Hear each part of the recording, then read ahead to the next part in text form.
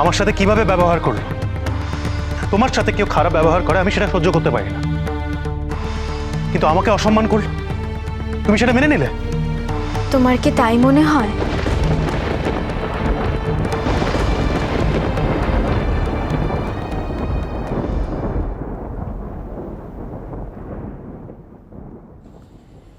বর্ষা, চা নিয়ে আয় তো আমার জন্য। আরে বস না, বস। দেখ, ব্রেক দিয়েছে, ব্রেকের পর মিনু কিছু বলবে। আরে মিনুই কি সারাক্ষণ কথা বলবে নাকি? আর কত ভাষণ দেবে ও? যা বলার হয়ে গেছে, ক্যামেরা শুধু ওকেই দেখিয়ে যাবে। হ্যাঁ, সেটাই হচ্ছিল এতক্ষণ। তুমি দেখোনি তাই তুমি জানো না। না, তুমি দেখতে চাওই না, কারণ তুমি তো সহ্য করতে পারবে না এটা দেখলে। আরে বাবা, যা দেখার আমার এই মোবাইলে দেখা হয়ে গেছে। 5 সেকেন্ডও দেখায়নি, তার থেকেও কম দেখিয়েছে ওদের। আর তোমরা এমন করছো, মানে এত এক্সাইটেড হয়ে পড়েছো যেন মনে হচ্ছে কি না কি হয়ে গেল একবারে। তুমি ভানটা এমন করছো যেন তোমার কিছু যায় আসেই না, তুমি বদারই না। আমি তো বুঝতে পারছি সেটা ঠিক নয়। তুমি আসলে খুব বেশি করে বদার। ইনফ্যাক্ট তুমি সহ্যই করতে পারছো না। তাছাড়া মিনু তো ওখানে পারফর্ম করতে যায়নি, গেছে অ্যাওয়ার্ড নিতে। যেটুকু প্রয়োজন সেটুকু দেখিয়েছে। নিজের স্বভাবটা এবার একটু চেঞ্জ করার চেষ্টা করো। দেখতে পাচ্ছ না প্রত্যেকে কতটা খুশি মিনুর এই সাকসেসে। তুমি বাড়ির বড় ছেলে হয়ে ওদেরকে কন্টিনিউয়াসলি ছোট করার চেষ্টা করছো। কি আশ্চর্য! ভেবে দেখেছো একবারও কি অবস্থা হবে তোমার কিছুদিন পর? একবার তো পালিয়ে গিয়েছিলে, পালিয়ে বেঁচেছিলে, যদিও আবার ফিরে এলে, কিন্তু দূরত্ব আমাকে আর কিছু নতুন করে তৈরি করতে হচ্ছে না।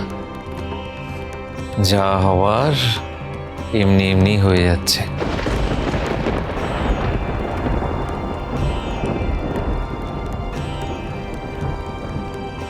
আপনি প্লিজ ওদের কথা কিছু মনে করবেন না। সেলিব্রিটিদের নিয়ে সাধারণ মানুষ এসব বলেই। আর তাছাড়া এগুলোকে এত গুরুত্ব দেওয়ার কোনো প্রয়োজন। দাঁড়ান দাঁড়ান দাঁড়ান, সেলিব্রিটি বলে কি যা খুশি তাই বলবে? আচ্ছা ঠিক আছে, তুমি তো রাগ করছো কেন? আমাকে বলো, ওনারা তোমাকে কি বলেছেন? থাক, সে কথা তোমার শোনার দরকার নেই। বলো। ওরা বলেছে তুমি নাকি গরিব শিল্পীদের শোষণ করে এইভাবে নাম কিনতে চাইছো। বলো, এত অন্যায় কথার পরেও কি আমি চুপ করে থাকবো? এবার আমি একটা কথা না বলে পারছি না। আমার বোধহয় আপনাদের এখানে পুরস্কার গ্রহণ করতে আসাটা অন্যায় হয়েছে। দেখুন, আপনাদের নিমন্ত্রিত অতিথিরাই আমার সম্পর্কে এসব কথা বলছে। হয়তো কাল এই কথাগুলোই অন্যান্যরা বিশ্বাস করতে শুরু করলেন। হয়তো মিথ্যেটাই সত্যির রূপ ধারণ করলো। একটা কথা জেনে রাখুন, মৃন্ময়ী পাল কিন্তু নিজেকে সেলিব্রিটি মনে করেন না। আমার নামের মতোই আমি নিজে মাটির মানুষ থাকতে পছন্দ করি। আর আমার মনে হয় না আপনাদের দেওয়া এই সম্মান আমার পক্ষে রাখা উচিত হবে। তাহলে কি আপনি এই সম্মান ফিরিয়ে দিতে চান? প্লিজ ম্যাডাম, আপনি ব্যাপারটাকে এভাবে নেবেন না, প্লিজ।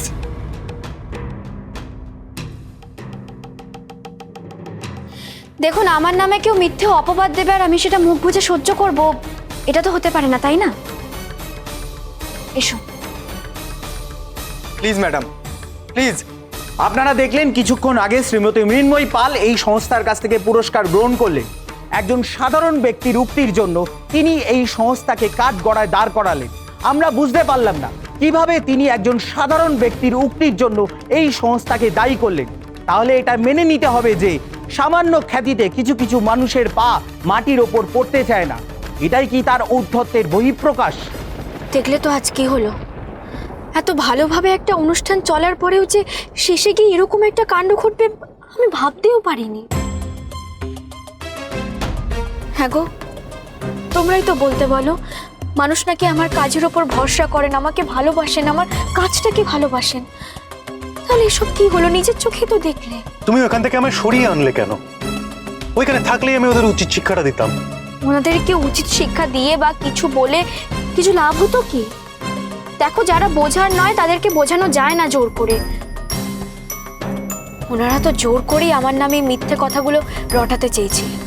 অতটাই যখন বোঝো তাহলে নিজে কিছু বললে না কেন? তোমাকে আমি আবারও বলছি, ওনাদের সাথে তর্কাতর্কি করে কোনো লাভ হতো না। তুমি সেটা কেন বুঝতে চাইছো না? তাহলে সম্মানটা ফিরিয়ে দিলে যে? তোমার কি মনে হয় সম্মান ফিরিয়ে দেওয়াটা এই সমস্যার সমাধান হলো?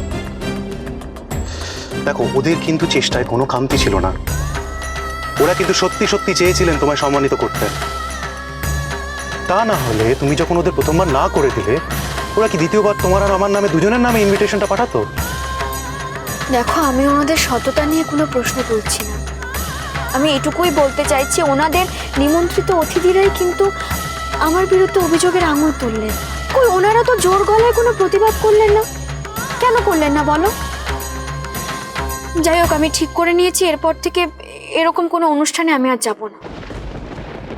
দেখো, আর যাই হোক, তোমাকে একটা কথা তো মানতে হবে যে আজকে কারুবাসনার নাম সবার মুখে এসেছে।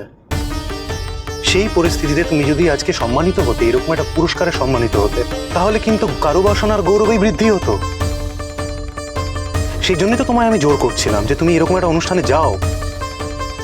কিন্তু এখন যা ঘটেছে তাতে কিন্তু লোকেদের মাইন্ডে উল্টো একটা ইম্প্যাক্ট ক্রিয়েট হবে। লোকেরা ভাবতেই পারে যে তুমি রুড। যাই হোক, একটা বিষয় কিন্তু আমি শিওর, বাড়ির সবাই কিন্তু কষ্ট পাওয়ার সত্ত্বেও একজন আজকে খুব খুশি হয়েছে। কে? দাদা ভাই।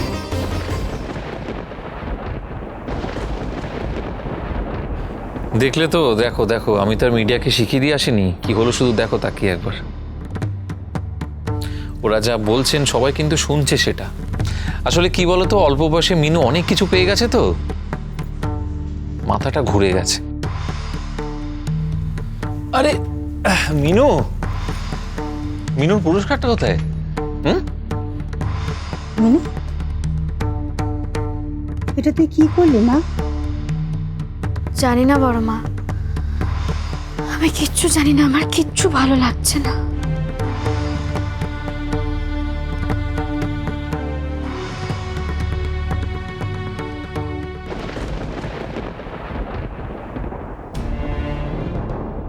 এই প্রত্যেকটা কাগজই বেশ প্রশংসা করেছে মিনু, ওরা বুঝেছে ব্যাপারটা। না বৌদি, অনেক চ্যানেল ওর এগেনস্টে কথা বলেছে। অ্যাওয়ার্ডটা নাকি ফিরিয়ে দেওয়া একাডেমির অপমান করা হয়েছে। এটা নাকি ওর অহংকারের পরিচয়।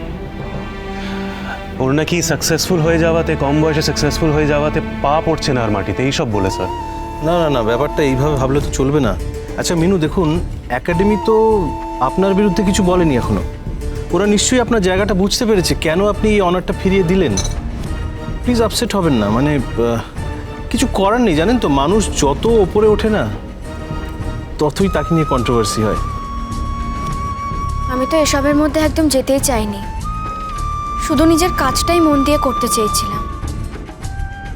কোনো চিন্তা করিস না মিনু, তোর আরো অনেক কাজ বাড়বে, অনেক সম্মান পাবি, অনেক ভালো হবে তোর।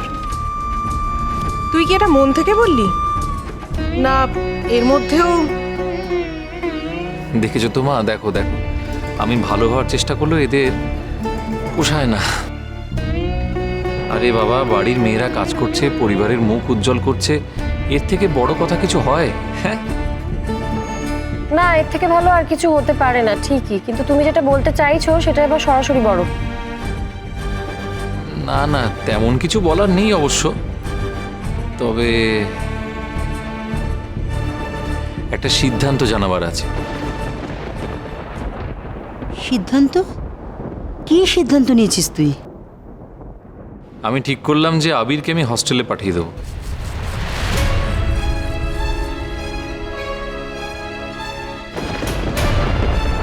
কি ঠিক করেছো? বুঝলাম না।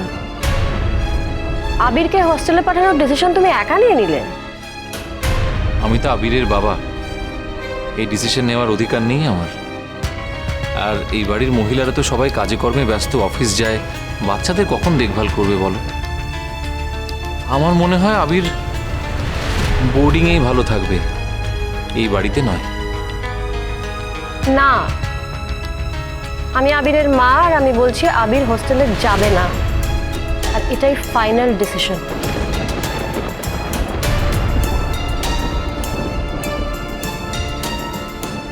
তোমাকে আমি অনেকবার বলেছিলাম সাবধান সাবধান, সামলে চলো, কথা শোনোনি, এবার বোঝো। আমি তো ভাবতেই পারিনি যে সোম আর মিনু ভেতরে ভেতরে আমাকে সন্দেহ করছে, তাও কিনা শুধু বাইরের থেকে দেখে। শুধু তুমি আর আমি বুদ্ধিমান, আর কেউ নয়, এটা তো হতে পারে না।